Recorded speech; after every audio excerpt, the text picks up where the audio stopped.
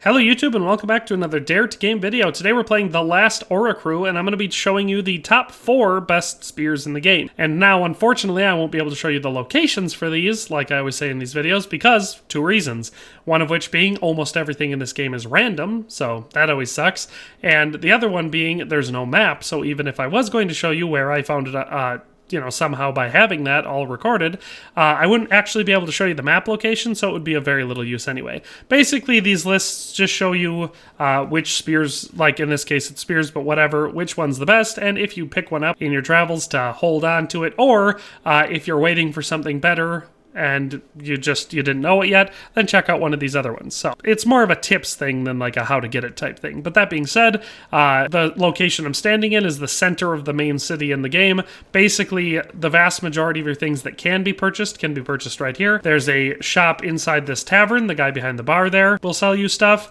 Or there's this blacksmith over here, or these 2 shops right next to each other. This blue one here is a shop that you can purchase stuff in, and then this one here with the red shield is another one.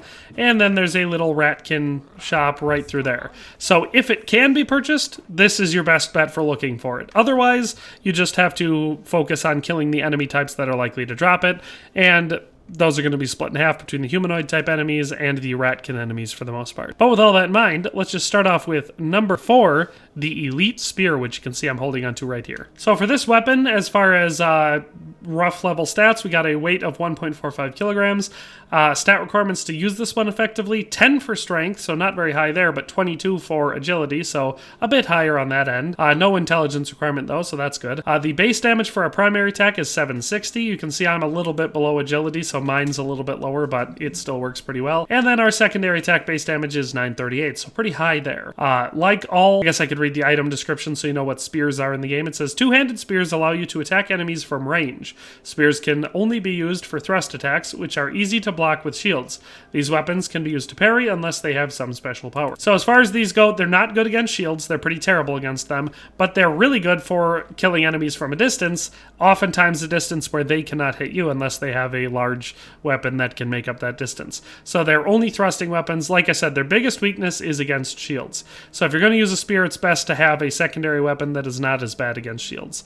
But with that in mind, they are really good against a lot of ratkin type enemies that don't use shields anyway. So the basic thrusting attack, we've got this cool underhand and then the overhand one. I actually really like the moveset for the spears. It's one of the reasons I like to use them. That's our basic attack. And then we have this heavy extended thrusting attack followed by a weird spin move.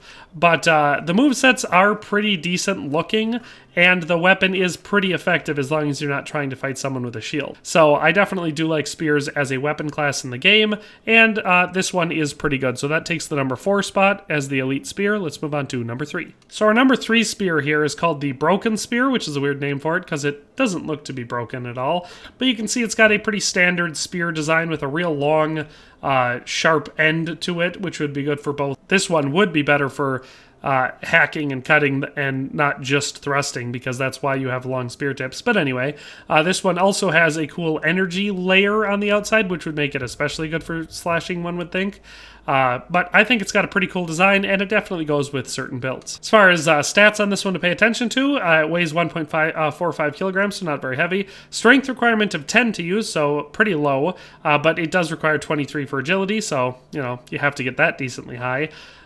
This one has, for the primary attack, we've got a base damage of 770. You can see I'm 2 levels below that, so mine's only 473.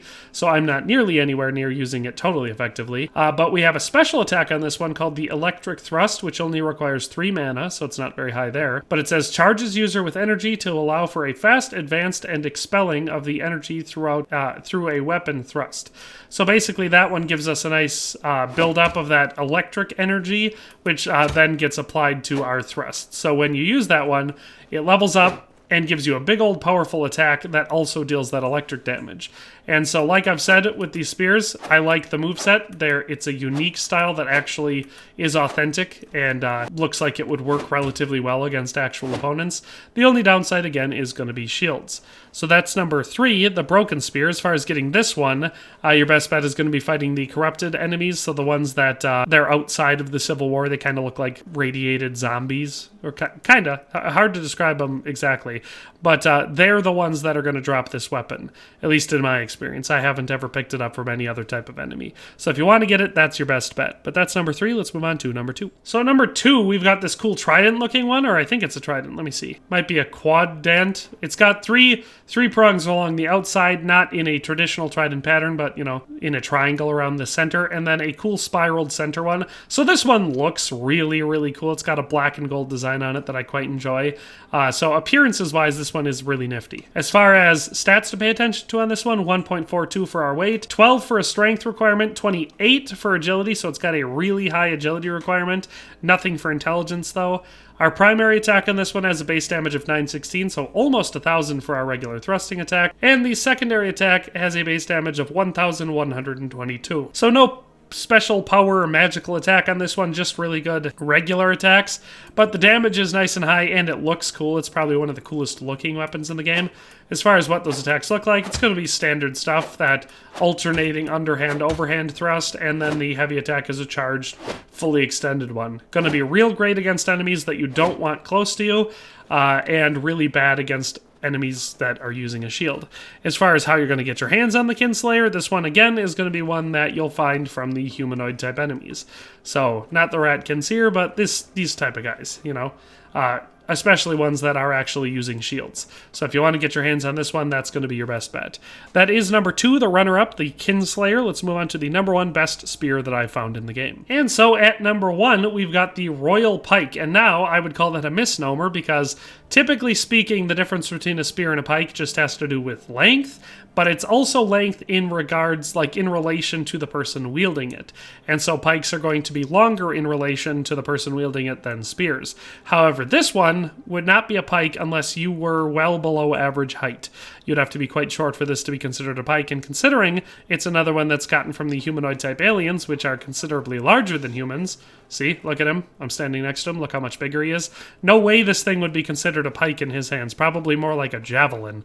But with all that in mind, it does have a pretty standard spear design, and I think looks fine. Stats to look at on this one, 1.69 for the weight, 13 strength, so not crazy high there, but 34 agility, so very high requirement there.